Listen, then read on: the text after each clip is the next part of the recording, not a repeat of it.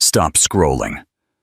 Before you dive into this emotional roller coaster of buried secrets and unexpected reunions, hit that subscribe button, give this video a huge thumbs up, and tell us in the comments, what is the most shocking discovery you've ever made about your past? The unthinkable reunion at St. Michael's. The morning air at St. Michael's Medical Center, London, was thick with the familiar smell of antiseptic and the stale aroma of lukewarm coffee wafting from the nurse's lounge.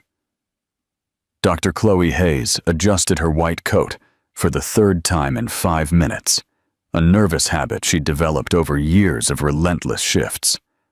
Her hands, usually steady when holding a scalpel or administering an IV, subtly trembled as she watched the unusual commotion in the hospital courtyard through the hallway window. Luxury black cars lined the main entrance.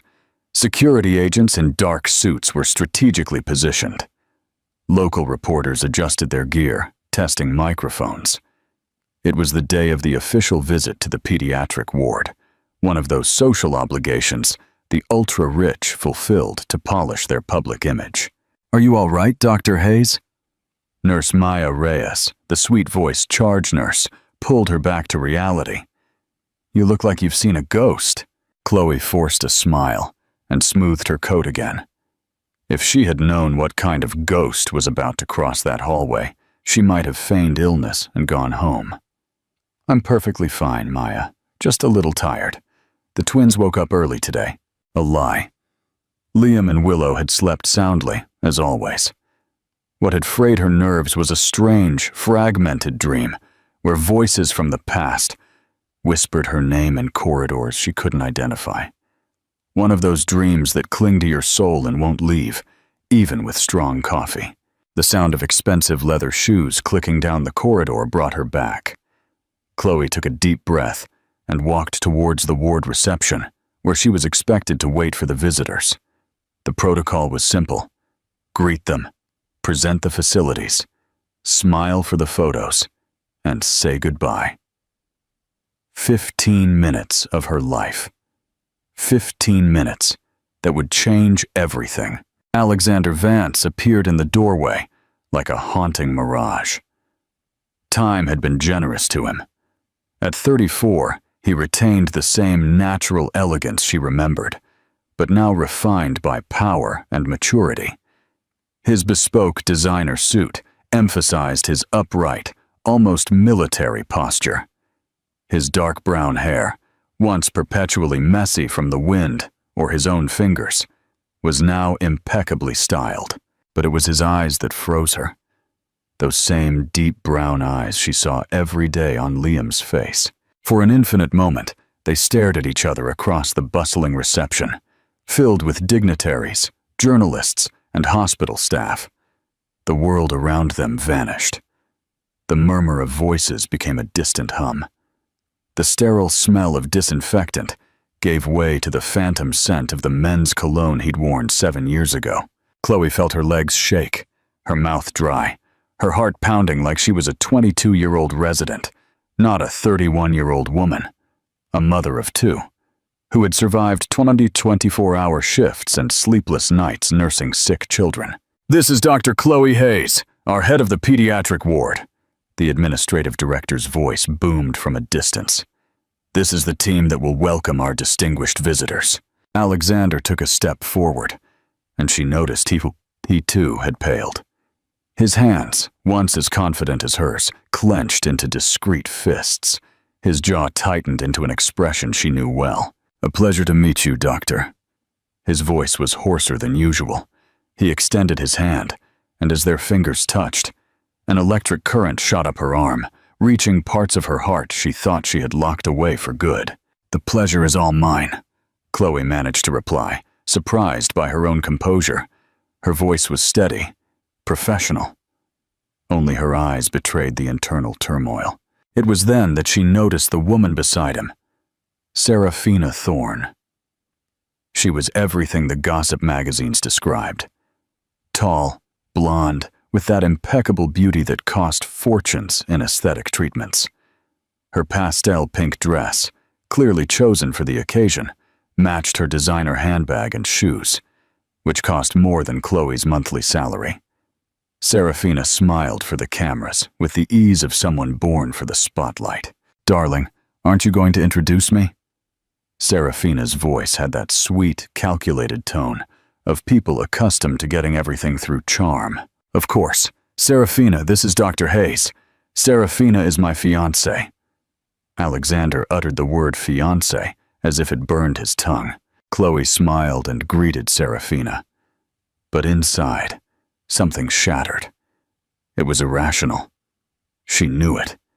7 years had passed. She herself had tried other relationships, but none had lasted more than a few months. How could she expect him to have stopped in time? The unspoken question. The visit followed the rehearsed script. Chloe presented the rooms, explained the procedures, and smiled for the photos. But with every word, she felt Alexander's gaze on her like an unformulated question. He barely paid attention to the explanations. He barely responded to the reporter's questions. He was clearly disturbed. Serafina, on the other hand, played the part of the devoted future wife to Hollywood perfection. She asked questions about the hospitalized children, distributed calculated hugs, and posed next to Alexander with smiles that looked straight out of an ad campaign. "And where are your own children, doctor?" Serafina's question landed like a dagger disguised as interest. "I imagine it's difficult balancing motherhood and medicine." Chloe felt her blood run cold. Out of the corner of her eye, she saw Alexander tense. "My children are at school, and yes, it's a daily challenge, but they are my greatest motivation," she replied with dignity, though she secretly wished to be anywhere but there. "How old are they?" Alexander asked, and his voice had a strange quality that made Chloe look up at him.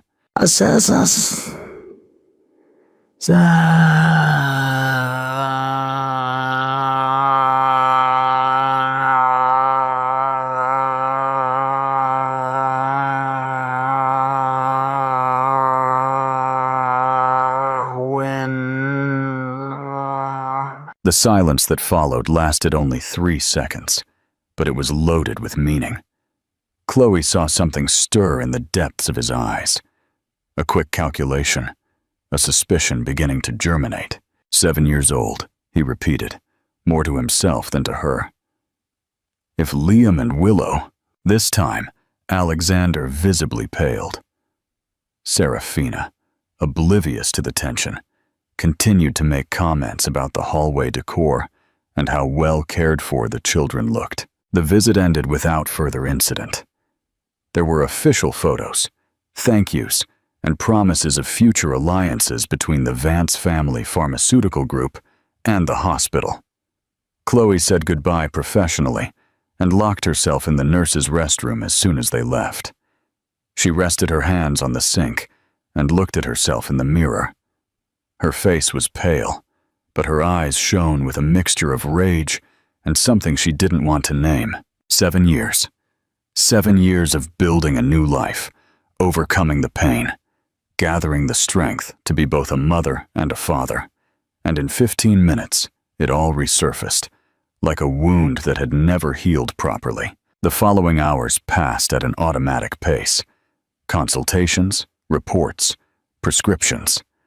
But Chloe's mind was split between the present and that September morning, 7 years ago, when she woke up in the recovery room and knew he had vanished from her life forever. It was almost the end of her shift when the bomb exploded. Chloe was organizing files when she heard a familiar voice in the hallway, a child's voice, full of curiosity, that made her heart leap in her chest. "Mommy, Mommy, you won't believe what happened today." Liam burst into the nurse's station entrance, still in his school uniform, backpack slung over one shoulder.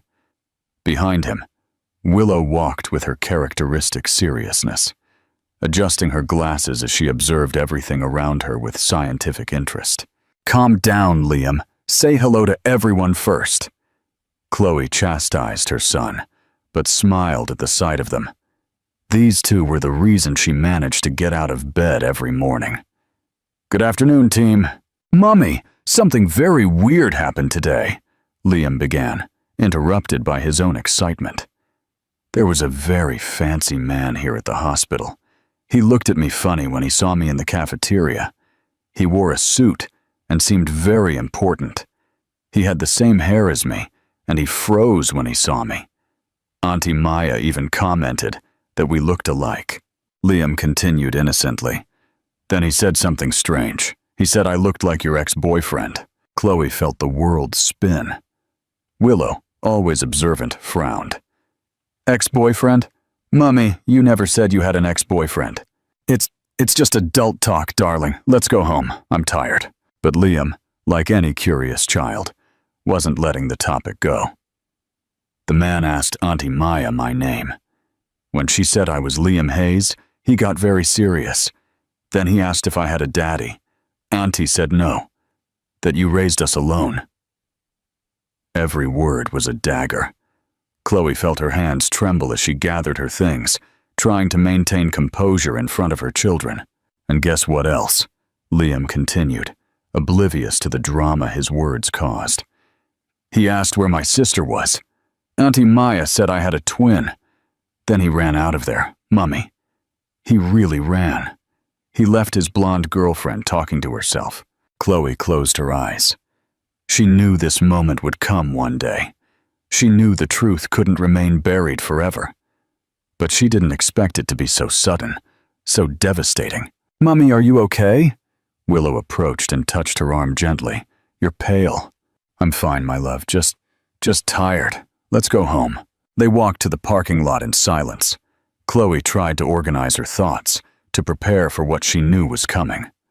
Alexander had found out, or at least he suspected.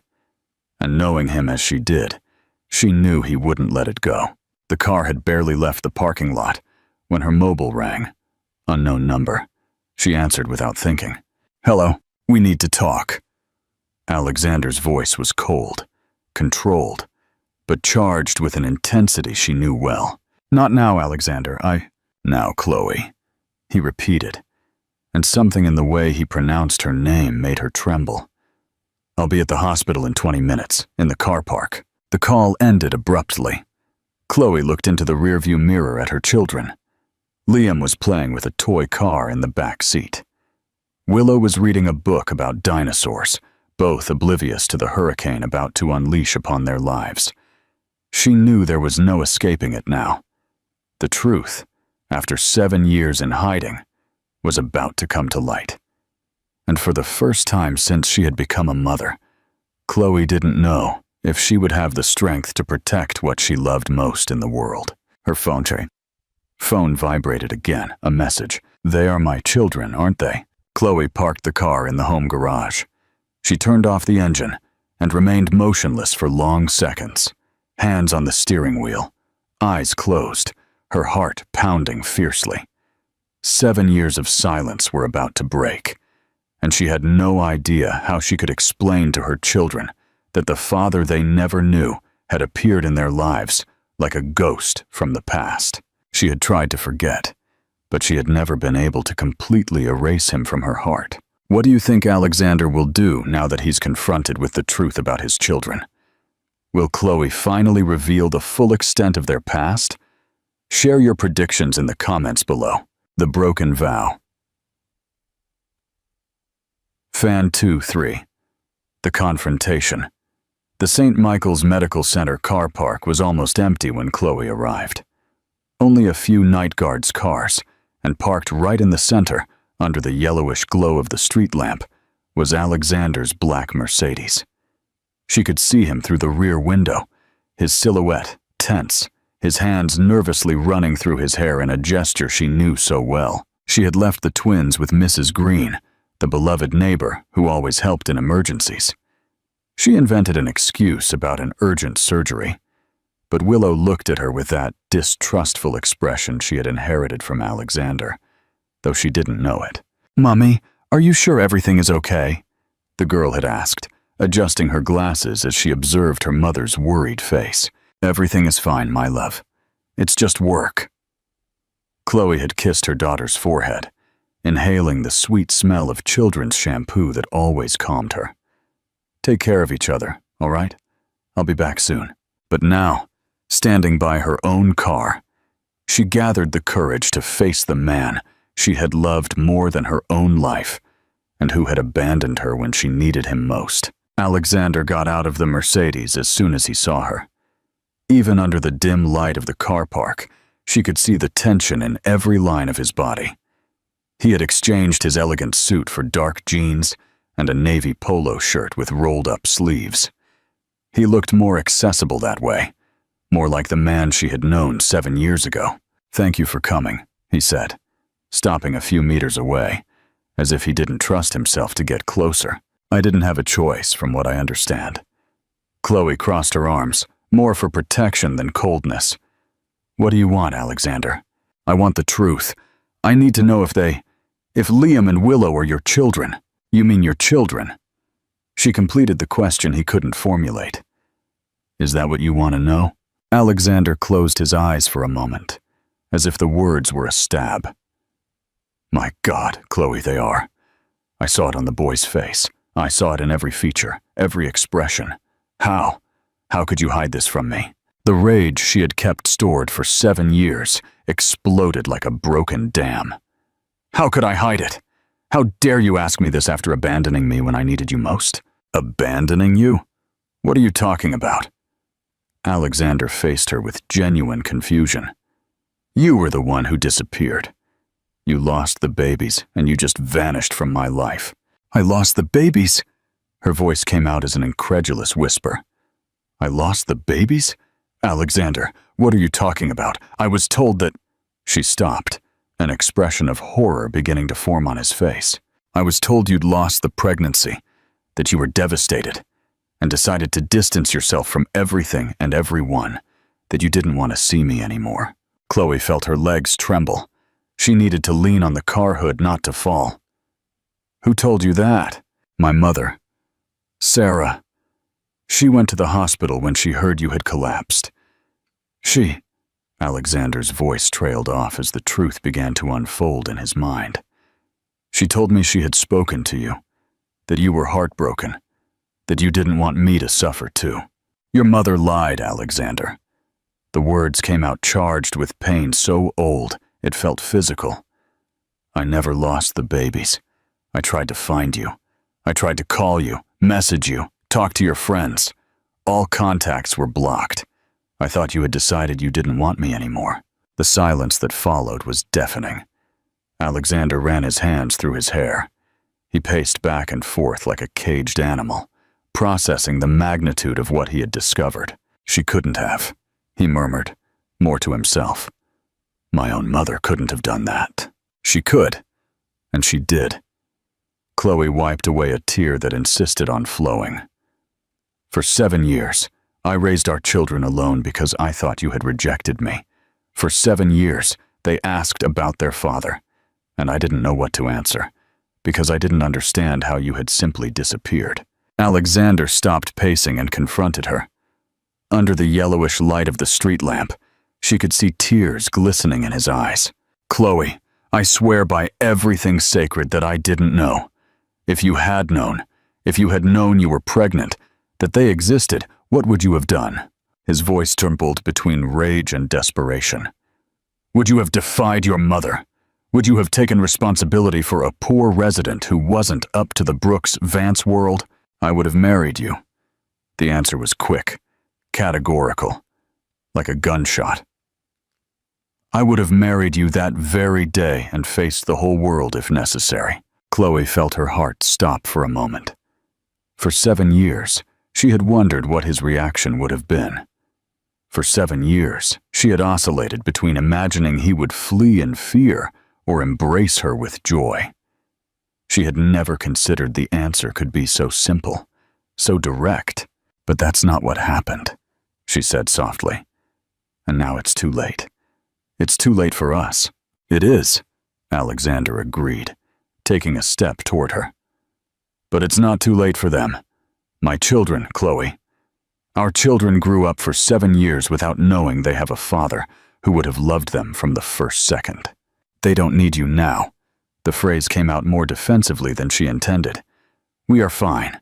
We managed on our own." "I'm sure you did." Alexander smiled for the first time since he arrived. A sad smile, full of pride and remorse. Just by seeing them, I can tell you're an incredible mother. Liam has that genuine curiosity, that joy that lights up a room. Willow has an adorable seriousness, that way of observing. They're perfect. You observed them, Chloe frowned. When the boy appeared in the cafeteria today, I froze. It was like seeing myself in a mirror of the past. And then, when I found out he had a twin sister, Alexander shook his head. I knew something wasn't right. I started adding up the dates, the ages, it all fit. And what do you intend to do now? The question came out charged with fear. Suddenly appear in their lives and turn everything upside down? I don't know. His honesty surprised her. I just know I can't simply pretend it didn't happen. They are my children, Chloe, my blood, my responsibility. And you? He hesitated, as if the next words were too dangerous to be spoken. You are still the woman I loved most in my life. No. Chloe shook her head vehemently. Don't do that. Don't bring the past back as if nothing happened. I'm no longer that naive girl who fell in love with you. I've grown. I've matured. I've learned to survive without you. I know, and that's exactly why. I'm still in love with you. The words hung in the air between them, like a dangerous confession.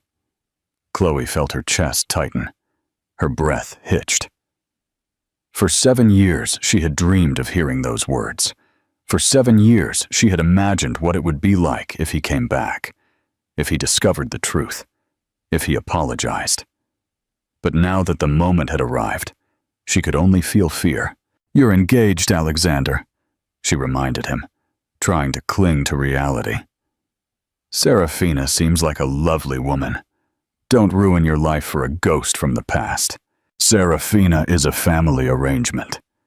The bitterness in his voice was unmistakable. After you disappeared, my mother started pressuring me to marry for business. Serafina is the daughter of one of the partners in the pharmaceutical group. It's a strategic alliance, not a romance. And you accepted? I had given up believing in true love. I thought you were the only chance I had to be truly happy. When I thought I'd lost you, I agreed to live a convenient life. But now I know you're alive. That my children are alive. That everything worth living for still exists. He extended his hand slowly, touching her face with his fingertips.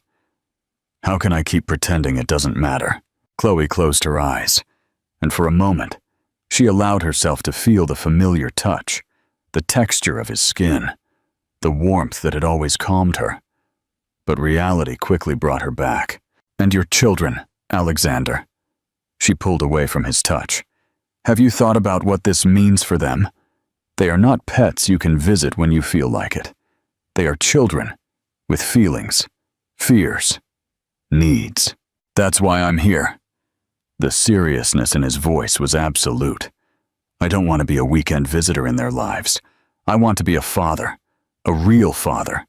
They don't even know you exist, so let me change that little by little the right way.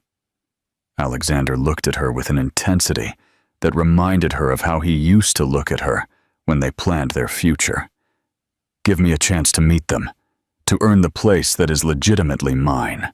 Chloe felt the weight of the decision on her shoulders.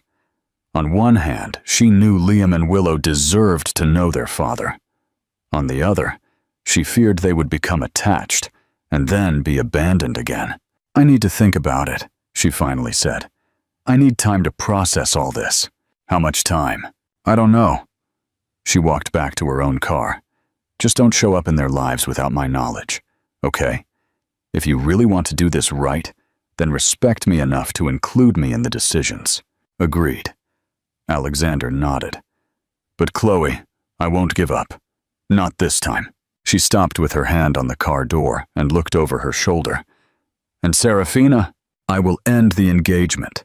It's not fair to her to pretend I feel something I don't. The answer came without hesitation.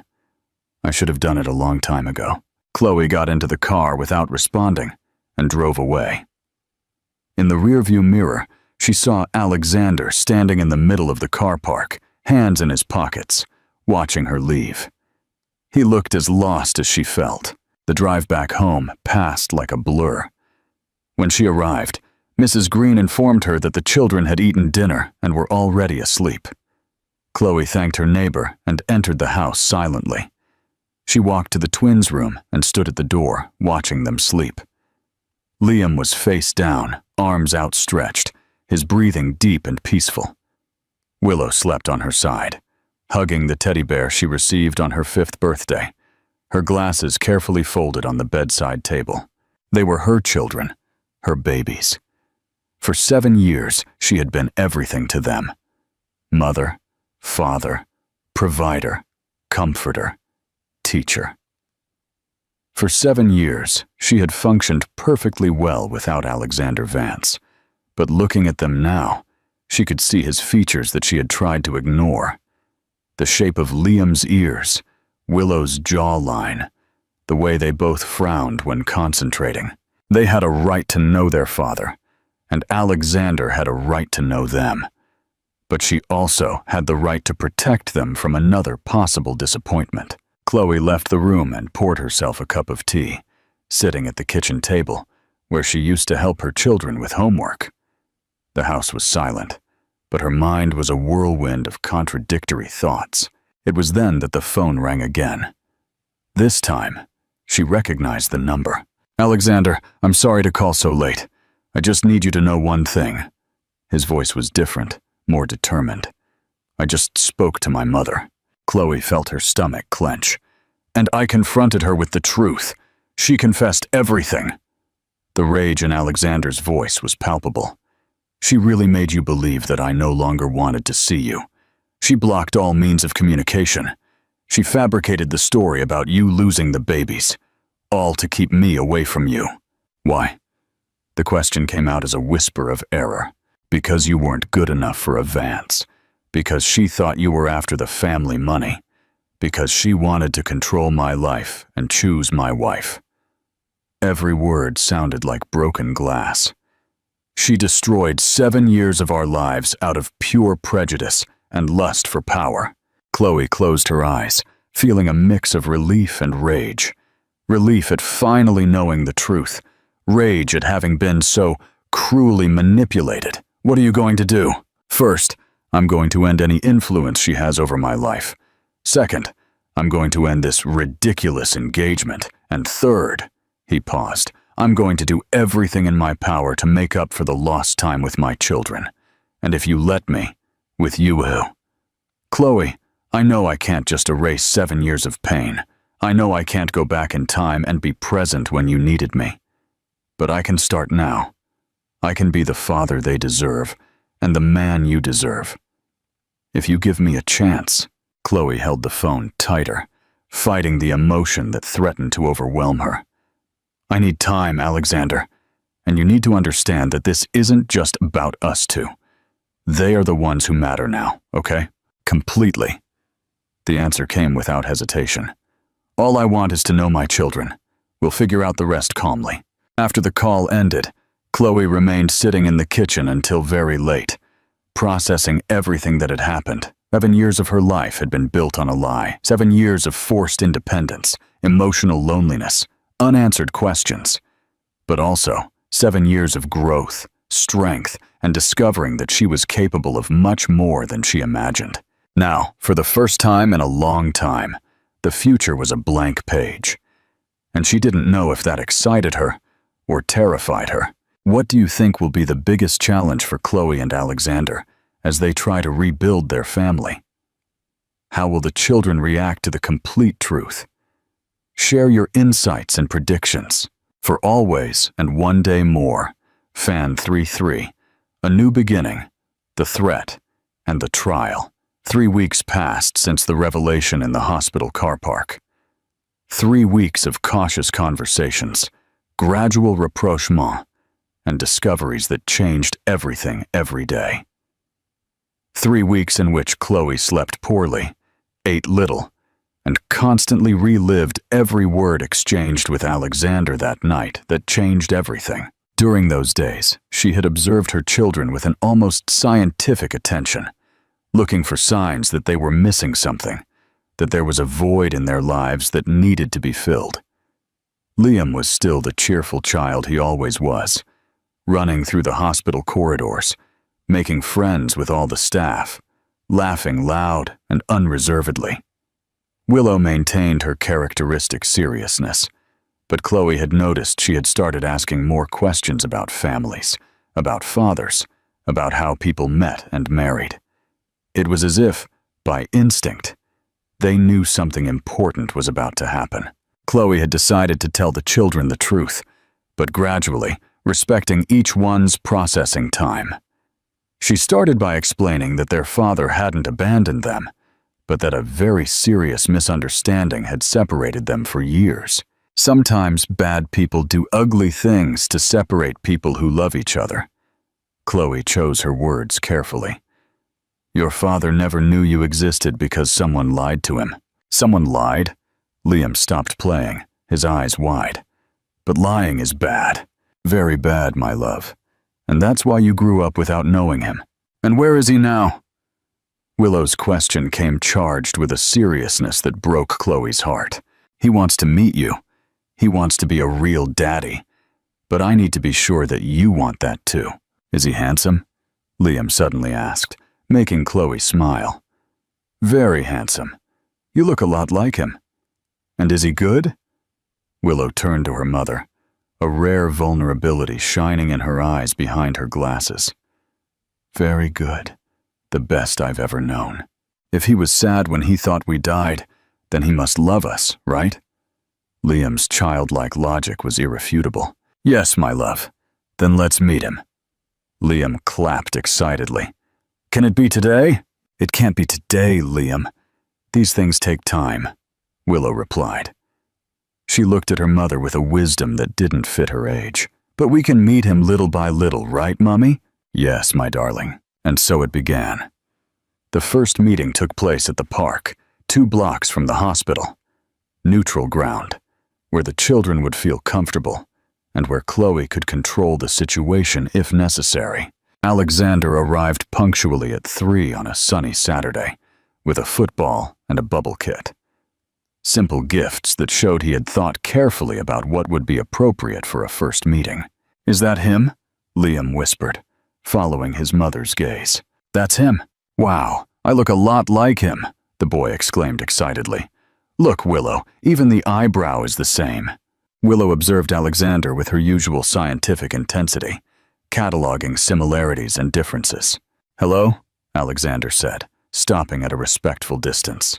His voice trembled slightly on the first word. You must be Willow and Liam. I'm Liam. The boy stepped forward without a trace of shyness. My mummy said you're our daddy. Is that true? The direct question made Alexander swallow. He looked quickly at Chloe, who nodded, encouraging him. It's true. Yes, I am your father. And hers too, he replied, looking at Willow with affection. But why didn't you come to see us before? Willow's question came charged with seriousness, not reproach, just genuine curiosity. Because I didn't know you existed. Alexander knelt to their height. Someone lied to me and told me you hadn't been born. It was the biggest lie I've ever been told in my life, because you are the most important thing that has ever happened to me. The simple and honest answer seemed to satisfy Liam, who smiled openly. But it was Willow who asked the next question, always more cautious. And now you're going to boss us around? No, Willow. Your mummy is the one who bosses you around. She's the one who knows what's best for you, because she's the one who has taken care of you until now. I just want to be a part of your lives, if you let me. Can you tell stories? Liam approached interestedly. I know some. I can invent others. Invent one now, the boy asked. Alexander looked around, searching for inspiration. His eyes stopped on a butterfly that had landed on a nearby flower. Once upon a time, there was a very special butterfly, he began. It was different from all the other butterflies because it had 2 colors instead of 1. Blue on one side yellow on the other. Like me and Willow, Liam interrupted excitedly. We're twins, but different. Exactly like you. Alexander smiled. The blue and yellow butterfly flew around the garden, looking for other butterflies just like her. But she never found them. Until one day she discovered that she didn't need to find others like her. She just needed to find someone who loved her just the way she was. And did she find it? Willow asked quietly. Yes, she found it. She found a whole family that loved her. The mummy butterfly, who had always known she was special, and the daddy butterfly, who had been away for a long time. But he came back because he couldn't live without her. And did they stay together forever? Liam wanted to know the end. They stayed together for always and one day more, Alexander replied, looking directly at Chloe. The phrase resonated with something she used to say to the children, and she wondered if he remembered it, or if it was just a coincidence. Do you want to play with us? Liam asked, apparently satisfied with the story. And so, in the middle of the park, surrounded by the sound of other children playing and the smell of freshly cut grass, a family began to form. The betrayal and the unexpected hero. The weeks that followed brought more meetings, each one revealing new layers of Alexander's personality as a father and deepening the bonds that were forming. He was a natural. He ran after the ball with Liam, laughed when the boys scored a goal in their impromptu game, and patiently listened as Willow explained the differences between the types of leaves she collected. Daddy, Liam said suddenly, trying the word on his tongue. Can I call you Daddy? Alexander stopped mid-movement, a half-formed soap bubble on the wand he held, his eyes filled with tears he tried to hide, blinking quickly. Of course you can. It would be the greatest honor of my life. Daddy, Liam repeated, liking the sound. Daddy, you're going to come and play with us always. As long as your mummy lets me. Mummy will let you. Right, Mummy? Liam turned to Chloe, who was fighting back her own tears. Yes, my love.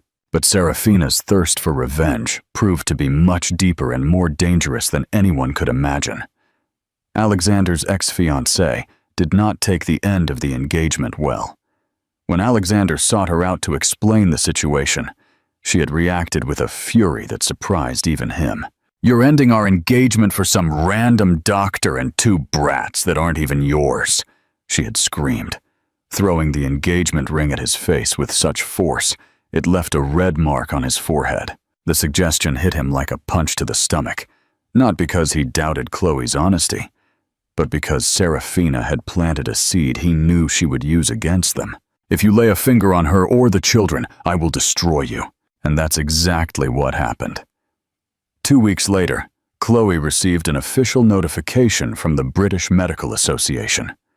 She was under investigation for medical negligence in a case from 2 years ago, a baby who had been admitted with pneumonia during one of her shifts, and who, according to the complaint, had not received the proper treatment. The investigation developed rapidly, driven by expensive lawyers and witnesses who changed their versions of the facts for a payment. In 3 weeks, Chloe saw her professional reputation systematically destroyed. It was Alexander who discovered the truth. My mother and Seraphina are working together, he said, bursting into her apartment one rainy Thursday night. They hired private investigators, bribed witnesses. They're doing everything possible to ruin you professionally. Why? Chloe was exhausted, because if you lose your medical license, if your reputation is destroyed, they can sue for custody of the children, alleging financial and emotional instability. Chloe's blood ran cold. I won't lose them! You won't. He approached. He cupped her face in his hands. I swear by everything sacred that I won't let that happen. Alexander fulfilled his promise. He hired the best lawyers in London, private detectives to investigate the irregularities in the accusations, and psychologists to testify about Chloe's emotional stability and the children's well-being. But the one who truly changed the course of the process was Willow. On the day of the final hearing at the Royal Courts of Justice, the courtroom was packed. The process had been underway for 2 hours, when the lawyer for Alexander's mother, Sarah Vance, began his final argument. Your Honor, we are here to protect two innocent children from a situation that can harm their emotional and social development. The claimant, Dr. Chloe Hayes, despite her professional qualifications, has demonstrated significant emotional instability. First, she concealed the existence of the minors from the biological father for 7 years, depriving them of the constitutional right to know their father. It was then that Willow got up from her chair. The girl was already walking down the central aisle of the courtroom. Her small, determined steps echoed in the absolute silence that settled. Your Honor, she said, stopping in front of the judge's bench, her voice clear despite her nervousness. I want to speak. What is your name, dear? Judge Henderson asked softly. Willow Hayes. I'm 7 years old, and I want to talk about my mummy. You may speak, child, but remember, you must always tell the truth. I always tell the truth, Willow replied, adjusting her glasses with her characteristic gesture. My mummy taught me that lying is bad. Some people here are saying that my mummy doesn't take good care of me and my brother. But they are lying. Mummy is someone who loves us even when we are naughty. Mummy is someone who worries when we come home late from school. Mummy is someone who cries with us when we are sad and laughs with us when we are happy. Mummy is someone who works hard so we have what we need, but she never complains. The room was in absolute silence. Even the lawyers had stopped moving their papers. Now I also have a daddy, and I'm very happy. He is good and tells funny stories. Willow looked at Alexander with affection. But the one who raised me, the one who taught me who I am, the one who was with me every day of my life, was her. She pointed to Chloe. If someone wants to take custody away from her, then they can take my life too, because I belong to her, and I always will. The judge hit the gavel with determination. Case dismissed for lack of consistent evidence. Custody remains with the mother, Dr. Chloe Hayes. And I publicly declare that any new attempt at judicial persecution against this family will be viewed as abuse of the judicial system and may result in sanctions for those responsible. Chloe collapsed in tears. Alexander hugged her right there, in front of everyone. Liam ran to join the embrace, followed by Willow, who finally allowed her own tears to fall. The final promise. I have a proposal for you, Alexander said on a Sunday afternoon, 3 months after the trial. They were at Chloe's apartment, watching a movie while the children played in their room. Alexander got up from the sofa and, to her complete surprise, knelt on the living room floor, pulling a small velvet box from his pocket. Marry me. Chloe almost dropped the bowl of popcorn. Marry me. Not out of obligation, not out of convenience, not because it's expected. Marry me because I love you, because I have always loved you, because I want to spend the rest of my life making up for the time we lost. Alexander, I know it's complicated. I know you're afraid. I know 7 years of pain don't disappear overnight. And if it doesn't work out, and if you get tired of us, and if your family pressures you again, my family is the 3 of you. The answer came without hesitation, firm as a promise carved in stone. The rest of the world can say what they want. You are my family, my life, my happiness. And as for the fear of it not working out, he touched her face gently. I'm scared too. Scared of not being a good father, of not being able to make up for lost time, of not deserving a second chance. But I prefer to be scared by your side than brave away from you. Before she could answer, a familiar voice echoed through the apartment. Daddy! Daddy! Willow said you're going to marry Mummy! Is it true? Liam appeared running into the living room. Mummy, do you want to marry Daddy? Willow asked, with her characteristic seriousness. Chloe looked around at Alexander, with his eyes full of hope and unconditional love. At Liam, jumping with excitement. At Willow, serious and observant. but with a small smile playing at the corners of her mouth. She realized that what would be best for them would also be best for her. "Yes," she finally said, her voice steady despite the tears. "Yes, I do." "Now you're going to be together for always?" Lily asked, always needing to confirm the important details. "For always." "One day more," Chloe replied. 6 months later, in a simple ceremony in the garden of the house they bought together in Hampstead, Dr. Chloe Hayes became Dr. Evelyn Brooks. "Evelyn," Alexander said in his vows, "you taught me that love is not about finding the perfect person, but about perfectly loving the person you find. You showed me that family is not defined by blood or DNA, but by choice, dedication, and daily presence. I promise to be present. I promise to choose you every day. I promise to love our children with the intensity they deserve, and with the gratitude of someone who almost lost what matters most." When the officiant declared them husband and wife, the kiss was watched by 2 children, who applauded enthusiastically without any gross this time. "Mommy!" Willow appeared by her side when the music stopped, still in her bridesmaid dress, but with her shoes in her hands, because they were tight. "Are we a real family now?" "We were always a real family, my love." Chloe kissed her daughter's forehead. "Only now we are a complete family, and we're going to be together for always, and one day more." What was the most moving moment in Chloe and Alexander's journey for you? How do you feel about the profound transformation their family experienced? Share your final reflections on their inspiring story. Don't forget to like and share this video if you believe in second chances.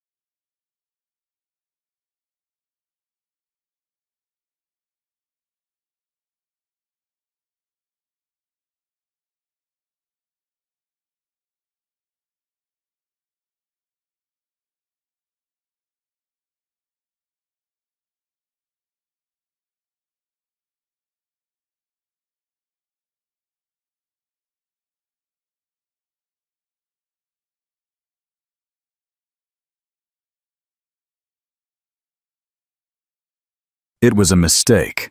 CEO dumps. Pregnant wife, then crumbles.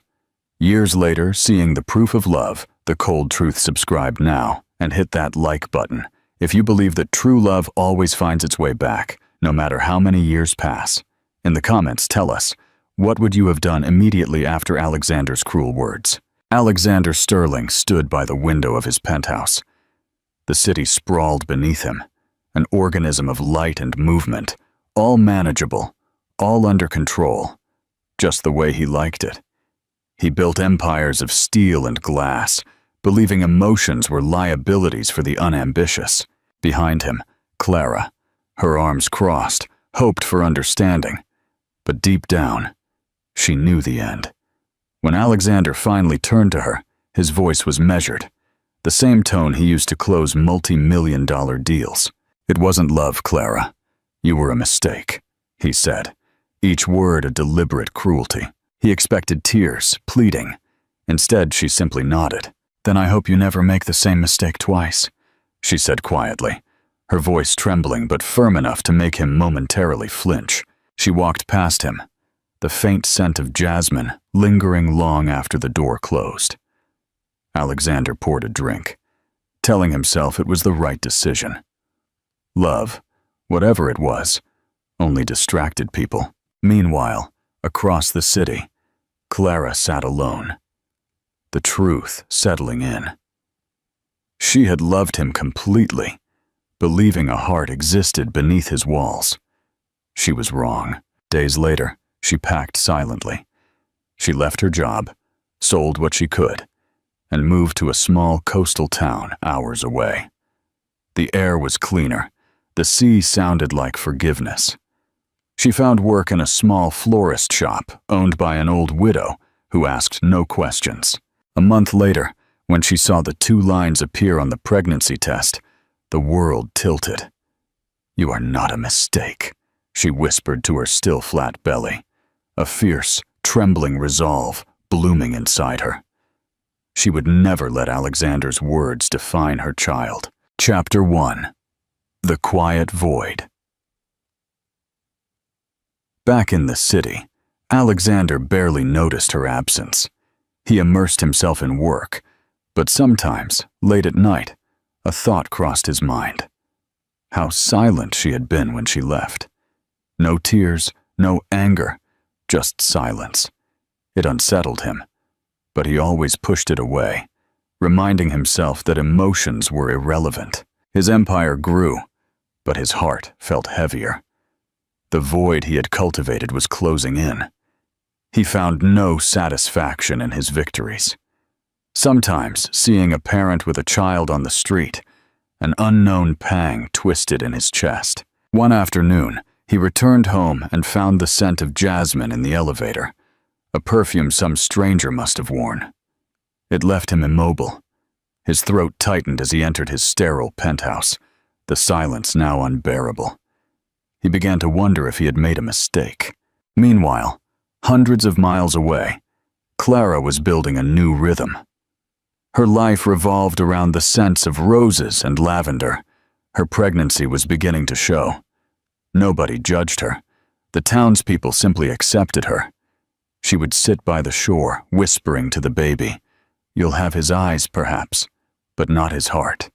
Yours will be better." As the months passed, the baby became her world. In the city, Alexander found himself plagued by unresolved dreams.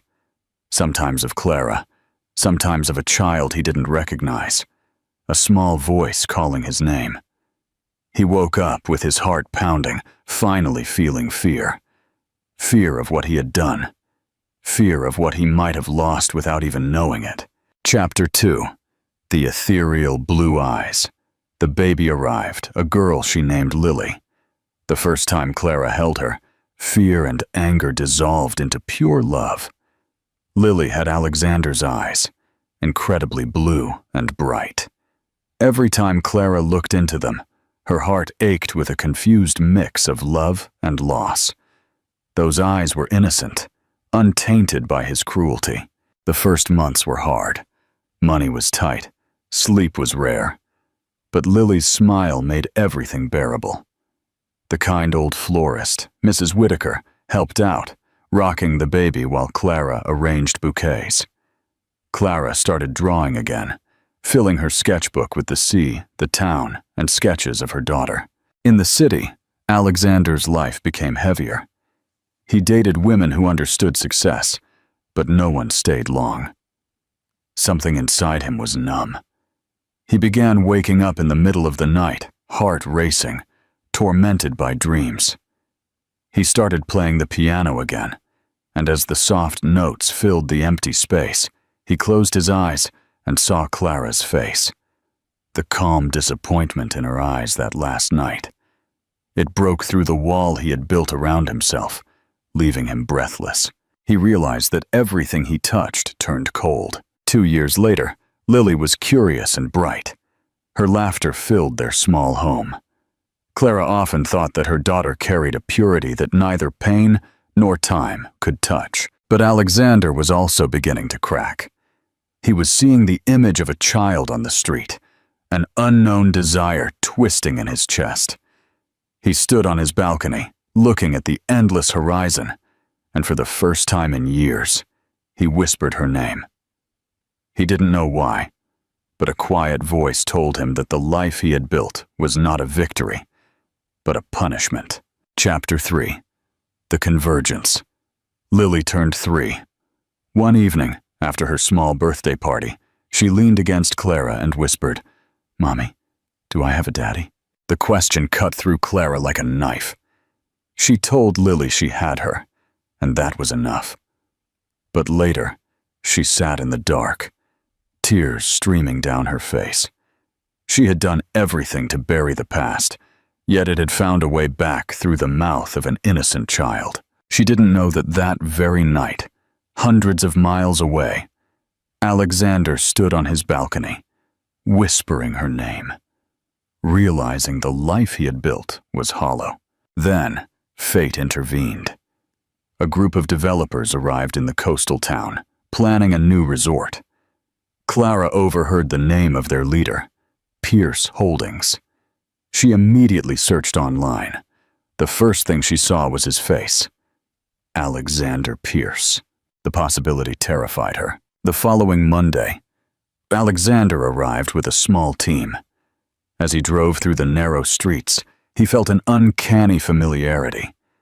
Walking near the bluffs, he glanced down and saw a woman pushing a stroller. Something about the curve of her shoulders made his heart race. Later, something drew him to a small florist shop. He walked in. The bell above the door chimed softly. She turned. Time stopped. "Clara," he managed to whisper. "What are you doing here?" she asked, her voice firm. "You live here." Before he could answer, a small voice called from the back room. "Mommy!" Lily appeared, her blue eyes bright, her smile wide. She ran and hugged Clara's leg.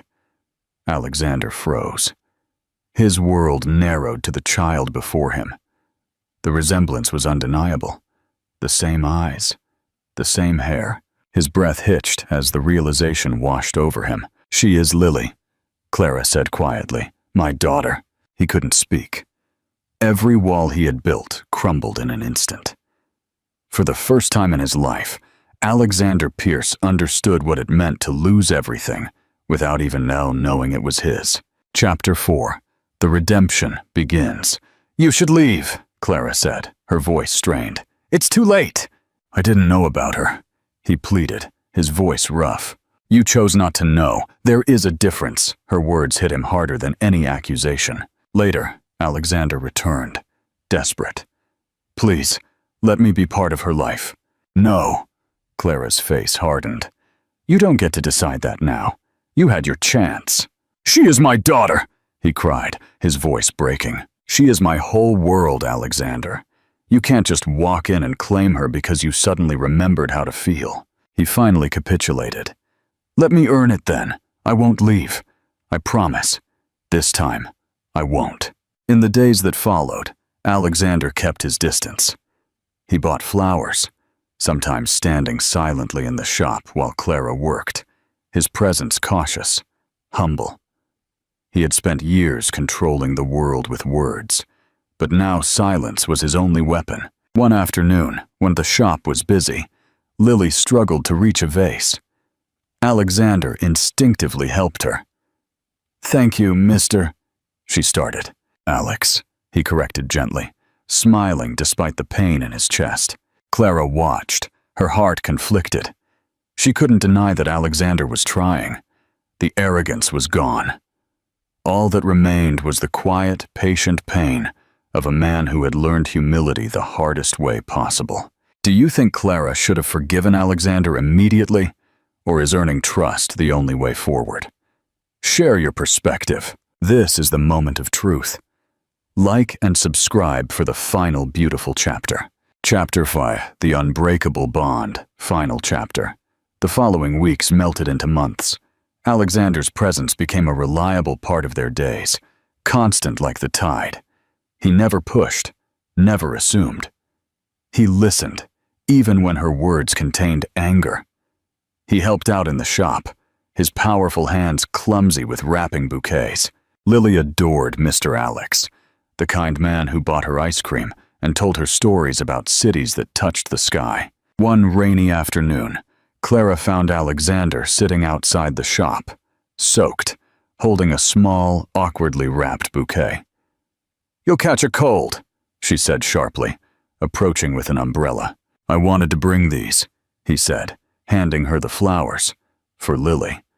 I know I don't have to do this." He smiled weakly. "But I want to." Something shifted.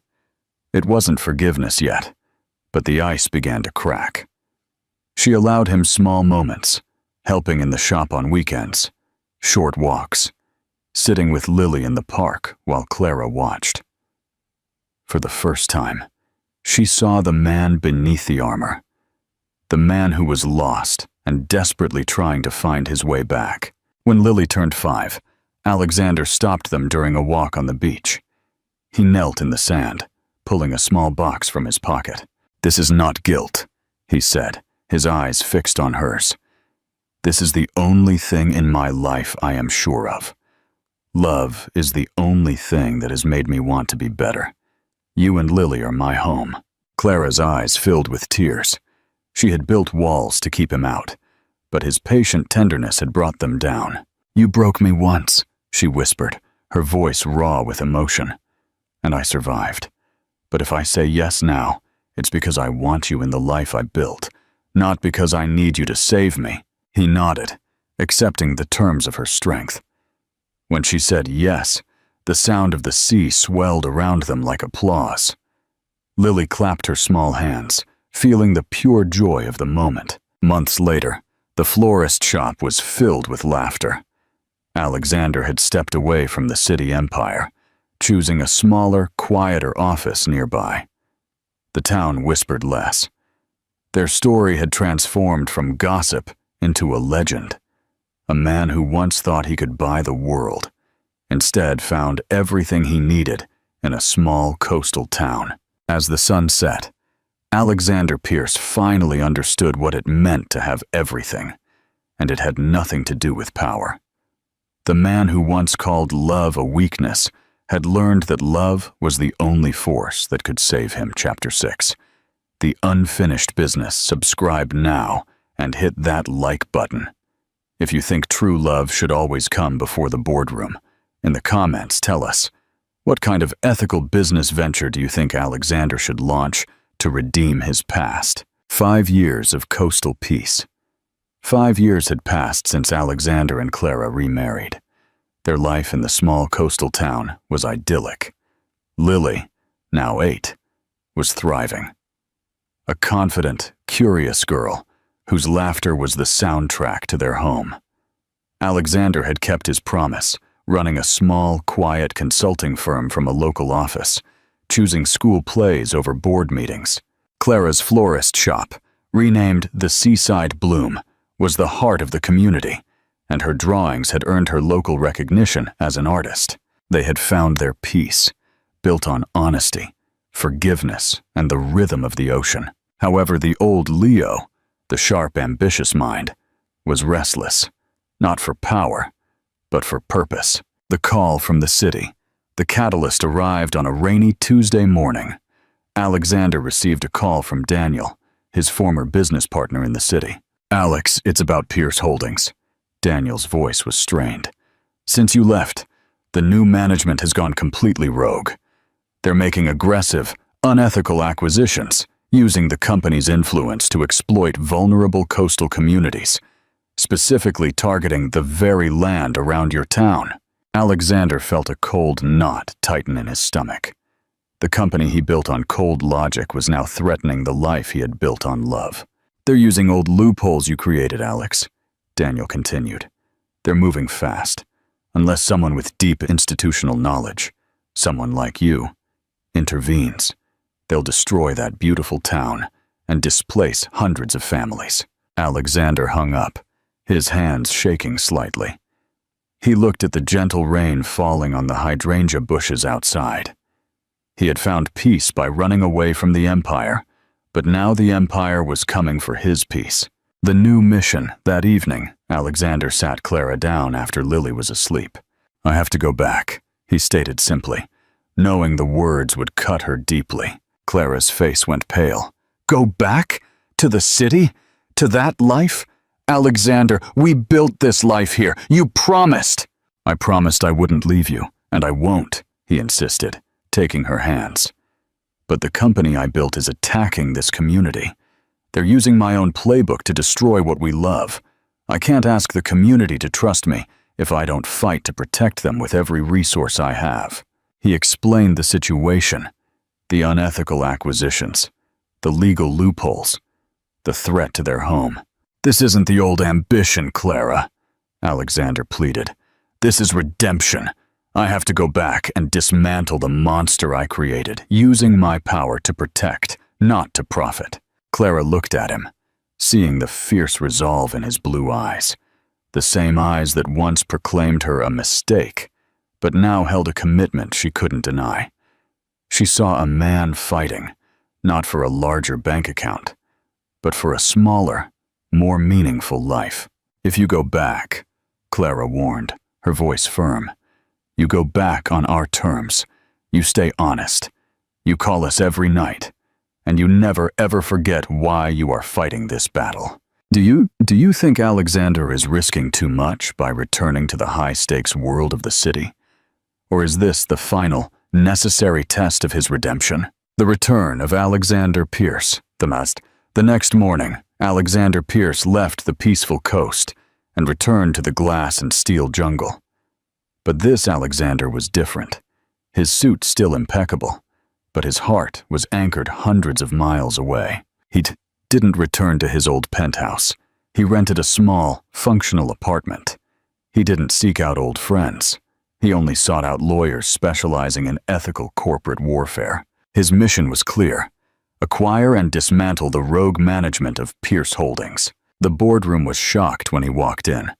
The new CEO, a ruthless operator named Victor, laughed. "Alex, look at you. The humble florist. You can't fight us. We have the resources, the contracts, and the majority vote." "You have a company built on my legacy," Alexander countered, his voice steady. "And I'm here to reclaim its soul." The battle was fierce. Victor's team used every dirty trick, including leaking rumors to the press about Alexander's mental instability after his sudden departure years ago. Alexander, remembering Clara's humiliation, simply absorbed the blows. He fought back with meticulous data, exposing the illegalities of the new management and leveraging his deep, old connections. The turning point came when Alexander used his last remaining personal capital to buy back a small, decisive block of shares, giving him just enough power to call an emergency board vote. In the final tense boardroom showdown, Alexander didn't argue money. He presented a damning report detailing how Victor's greed was not only unethical, but was now becoming a massive legal liability, threatening the entire firm's future. The board, faced with losing billions, sided with Alexander. Victor was ousted. Meaningful conclusion. The true victory. 2 weeks later, Alexander returned to the coast, Defeated in the boardroom sense, he hadn't made a penny and was actually poorer, but victorious in soul. He immediately resigned as CEO of Pierce Holdings, installing Daniel with strict ethical oversight. He had done what he set out to do. He found Clara in the garden, arranging hydrangeas. "It's done," he said quietly. "The town is safe. I'm home." Clara looked up, her green eyes shining. She didn't ask about the stock or the vote. She saw the peace in his eyes, the clarity that had been missing even during their quiet years. "Welcome home, my husband," she said, rising and embracing him. Their true victory wasn't over a contract or a title. It was over the toxic desire for power. Alexander had finally chosen the simplicity of love over the complexity of an empire, proving his redemption was absolute. What special moment do you think Alexander should create next for Lily to celebrate his final victory and homecoming? Don't forget to like and subscribe to the journey of Alexander and Clara's enduring love. Chapter 7, The Dual Legacy. The architect and the artist. Subscribe now and hit that like button if you believe that children always inherit the best parts of their parents. In the comments, tell us, will Lily choose the path of the architect or the florist when she grows up? The resettling. A life rebuilt. 2 years had passed since Alexander's final return from his corporate battle. Their life had settled into a quiet rhythm, but this time it was reinforced by a deeper conviction. Alexander had completely detached from the world of billion-dollar deals. He dedicated his time to consulting local small businesses and pouring his passion into restoring an old maritime museum in the town, a non-profit project that filled the void of strategy and creativity he once found in empire building. Clara, now an established artist and florist, felt genuine peace. She knew Alexander was hers, not because of a promise, but because of his daily choice. Lily, now 10, was the perfect synthesis of both parents. She had the sharp, analytical blue eyes that loved dissecting the structure of everything, like Alexander, but a soul that was intensely sensitive and loved nature, like Clara. The architect's daughter, one evening, as Lily was doing her homework, she brought a model made of wooden blocks over to Alexander. "Daddy," she said, pointing to the complex structure, "I built a new pier. It has to be strong enough to withstand big waves, but it also has to be beautiful. Did I miscalculate the stability here?" Alexander looked at the model. It was an intelligent design, blending the rigidity of engineering with the aesthetics he had taught her. He looked at his daughter, his heart swelling with pride. "This design is very stable, Princess," Alexander smiled. "You've balanced the logic and the art." The moment made him realize that even though he had left the business, his legacy lived on in his daughter. A person who would build, but with a kinder soul than he ever had. The artist's legacy. The next day, Lily followed Clara to the flower shop. A special client had ordered a complex bouquet for a proposal, a true challenge of emotional storytelling and color balance. Lily watched her mother arrange the flowers, her blue eyes gleaming with focus. "Mommy, why are you putting that yellow rose next to the purple lavender?" Lily asked. "It seems wrong with all these whites and pinks." Clara smiled, explaining color theory and emotion carefully. "The yellow rose stands for betrayal and new beginnings after the storm. The purple stands for reconciliation and trust. I place them at the center. This bouquet isn't just about new love. It's about overcoming pain to find love." Lily was silent, and then her eyes lit up. "I get it. It's like how you and Daddy broke all the blocks. Mistake. And then built the beautiful, strong house forgiveness again." Clara felt a lump in her throat. Lily didn't just inherit Alexander's eyes. She inherited her parents' ability to see the complexity, the pain, and ultimately, the redemption of their history. What do you think Alexander would say to Lily when she asks why he once called her mother a mistake? The unexpected reunion. The family was enjoying a weekend picnic on the beach when a sleek black corporate car pulled up and parked. A man stepped out. It was Daniel, Alexander's former partner, the one he had entrusted with running Pierce Holdings. Daniel approached with a personal mission. "Alex," Daniel said, his eyes filled with respect. "I know you don't want to come back, but I came here to tell you that I can't do this alone." He wasn't talking about business. He looked at Clara and Lily. "The company is completely clean now, but it lacks an ethical vision. Alex, you taught me how to build a strong company, but Clara taught me that empathy is a better metric than profit.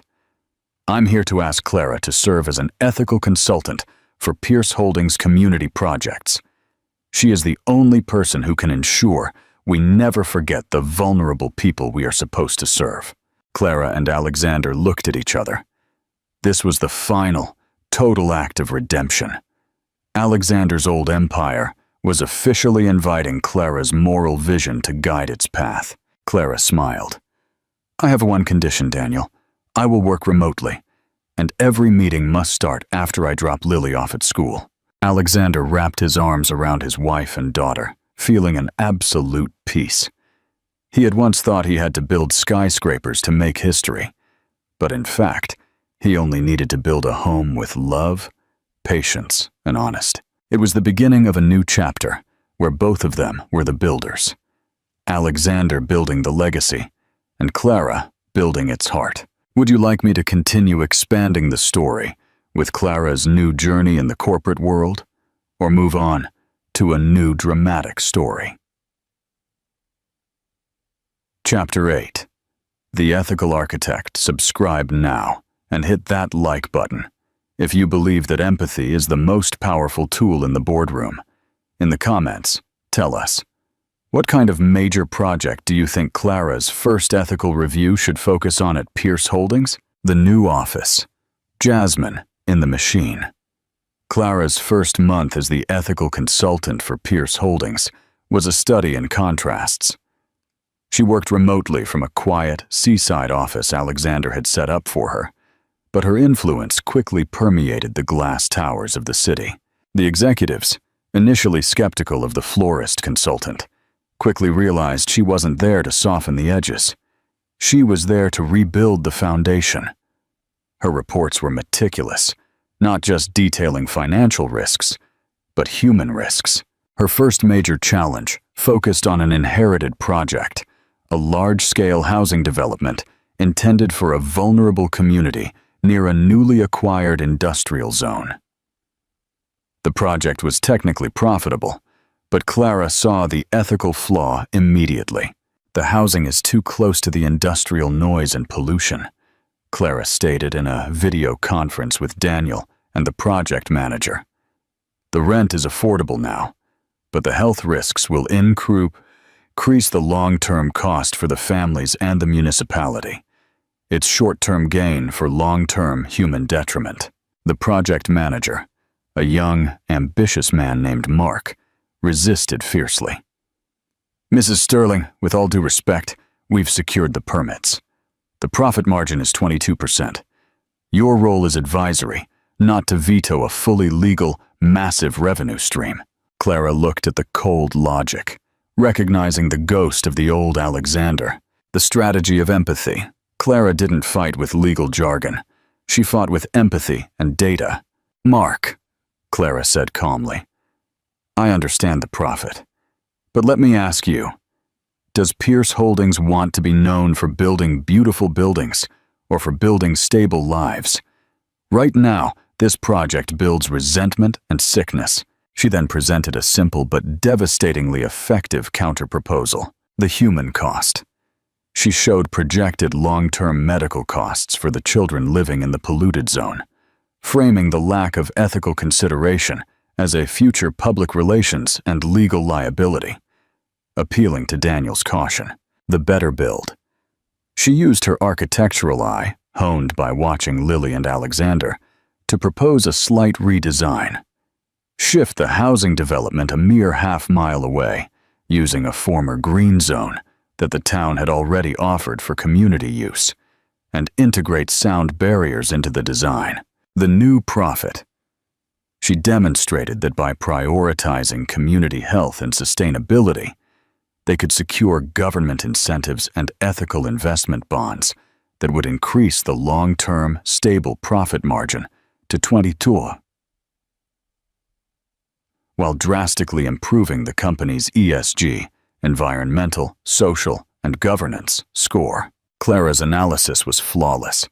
She had leveraged her humanitarian perspective to expose a cold, financial blind spot. She had used empathy as the most powerful strategic tool. Daniel, watching the exchange, was stunned by the clarity. "Mark," he interrupted, "Mrs. Sterling has demonstrated that the current plan is fiscally irresponsible and ethically bankrupt. We follow Mrs. Sterling's recommendation. We are not interested in short-term profits built on human cost anymore." The Sterling-Pierce Standard. Clara had not just won a debate. She had officially instituted a new standard at Pierce Holdings, the Sterling-Pierce Ethical Standard. The old ways of prioritizing profit over people were over. Alexander, who had remained silent during the entire deliberation, called her immediately after the meeting. "You are incredible," he said, his voice filled with pride. "You walked into that boardroom and changed the entire culture of the company with a single memo. You are the architect of its soul, Clara." "I learned from the best architect," she replied softly. "You taught me how to see the structures, Leo. I just added the flowers." The true victory was subtle. Mark, the ambitious young project manager, called Clara the next day. Not to complain, but to ask for her advice on how to integrate community feedback into the next project. The culture was changing. What advice do you think Clara gave Mark to help him transition from old-school ambition to the new ethical standard? Don't forget to like and subscribe. Follow Clara as she continues to build an empire of empathy. Chapter 9. The House of Second Chances. Subscribe now and hit that like button if you believe that sometimes healing the past means building a better future. In the comments, tell us, what kind of unique architectural detail do you think Lily will insist on adding to the new project? Clara's signature project. After successfully navigating the challenge of the industrial housing project, Clara, the ethical consultant, was given full authority by Daniel to select Pierce Holdings' next major community development. Her choice was deeply personal: a transitional housing center for single parents, particularly mothers, facing homelessness or domestic upheaval. The location she chose was symbolic: a large, neglected plot of land in the very same capital city where she had fled years ago, struggling to raise Lily alone in a tiny apartment while working as a junior consultant. Clara's vision for the Seaside Bloom House, named after her florist shop, was radical. It wouldn't just be temporary shelter. It would be a holistic center offering childcare, job training, leveraging Pierce Holdings' vast network, and business mentorship, spearheaded by Clara herself. The emotional blueprint. Clara designed the center's philosophy based entirely on her own painful experience: safety and dignity. Each unit would have a private entrance and a small garden plot, ensuring the privacy and dignity she desperately lacked in her first shared apartment complex. Community and support. A communal kitchen and co-working space would be built, mirroring the life-saving support she received from Adelaide and her neighbor, Conceição. Healing spaces.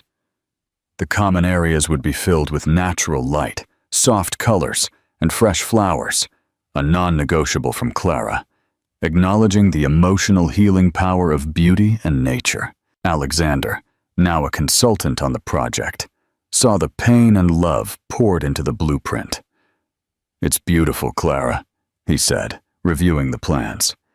"But it's more than architecture. It's your memoir. It's the shelter I wished I had when I was vomiting on the side of the road that night," Clara responded, her voice tight. "It's built on every fear I had and every lesson I learned. I have to build a place that tells those women, you are not a mistake. The Lily factor. Lily, now 10, became the project's official junior design consultant. She had inherited her father's eye for structure and her mother's empathy, and she used both. Lily's key demand was non-negotiable. The children need a secret garden just for them, with no signs, where they can plant anything they want, and a small, quiet space that looks like a lighthouse, where they can go when they are scared. Lily's insight that the children needed a place to process their fear and claim their own space was immediately integrated into the final design, adding an invaluable layer of emotional intelligence. The unexpected donor. As the project neared its groundbreaking, a major ethical investment consortium, the Thorn Foundation, agreed to provide the final, substantial funding needed. The name sent a jolt through Clara and Alexander.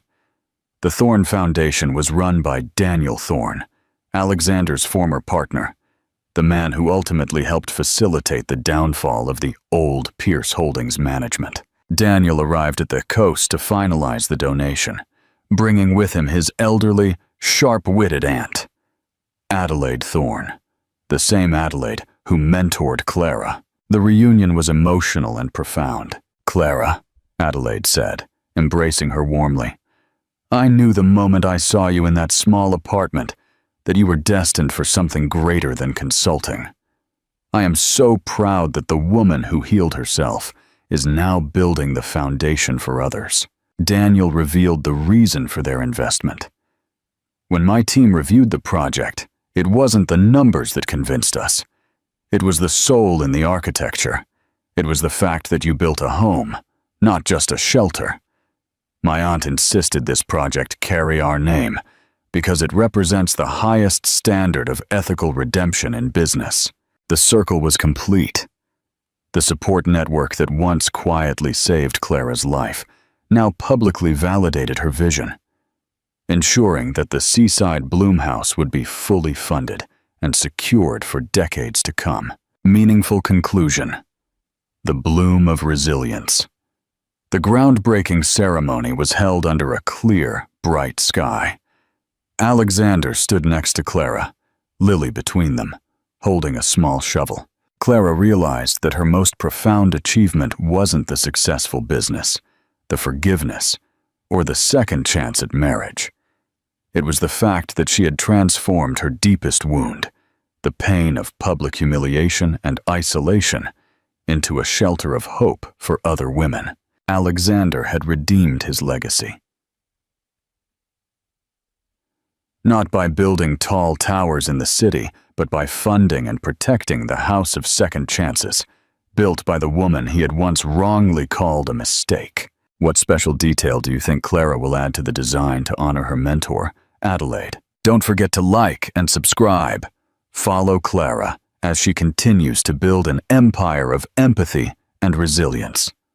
Tuyệt vời. Tôi rất vui vì bạn thích cái kết đầy ý nghĩa này, nơi Clara biến nỗi đau của mình thành hy vọng cho người khác. Chúng ta hãy tiếp tục câu chuyện bằng một fan ngoại truyện cuối cùng, Final Epilogue, tập trung vào mối quan hệ giữa Clara và Lily khi Lily bắt đầu bước vào tuổi thiếu niên và cách cô bé nhìn nhận về toàn bộ di sản gia đình mình. Đồng thời, Alexander nhận được một lời nhắc nhở sâu sắc về quá khứ. Đây là Epilogue, The True Bloom.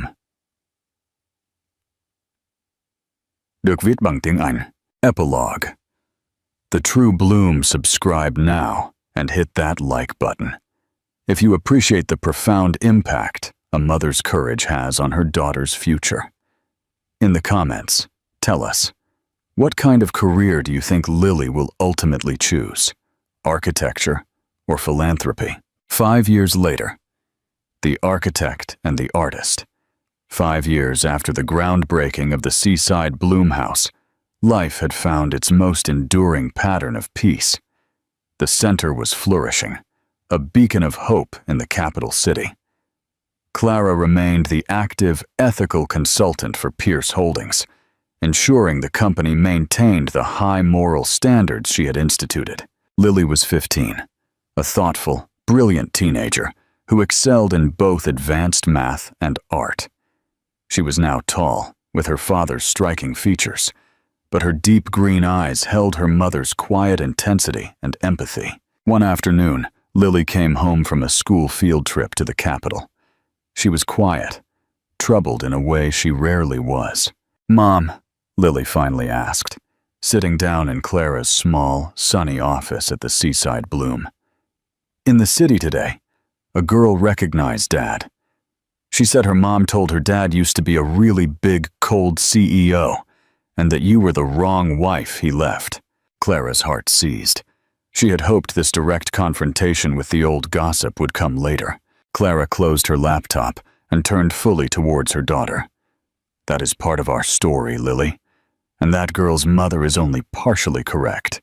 Clara then pulled out 2 items, a framed photograph of the seaside Bloom house upon completion, and the small, old, velvet-covered box that once held the simple engraved sterling silver pen Alexander used to propose. "Your father was once cold. He chose money and pride over love. Yes, he made a terrible mistake, and I left alone. That is the truth," Clara said, her voice steady. She pointed to the house photo. "But he returned not to reclaim a title, but to reclaim us. He came back to dismantle the monster he created, and he used all his power and money to build this, a place of safety built on my pain, for other mothers. He fought for his soul, Lily." She handed Lily the velvet box. "He gave me this pen, not a diamond. It represents the partnership of equals he promised. The story isn't about the mistake he made. It's about the house we rebuilt, with the tools of forgiveness and honesty. That is your real legacy, sweetie. Never let anyone define your family by its beginning, only by its enduring strength." Lily looked at the house, then at the pen, then back at her mother. She understood. Her eyes filled with tears, but not of sadness, of profound pride. Alexander's final reminder, meanwhile. Alexander was in his home office, reviewing documents for the Maritime Museum project. He received an unexpected final piece of mail, a plain, unmarked envelope containing an old, yellowed photo.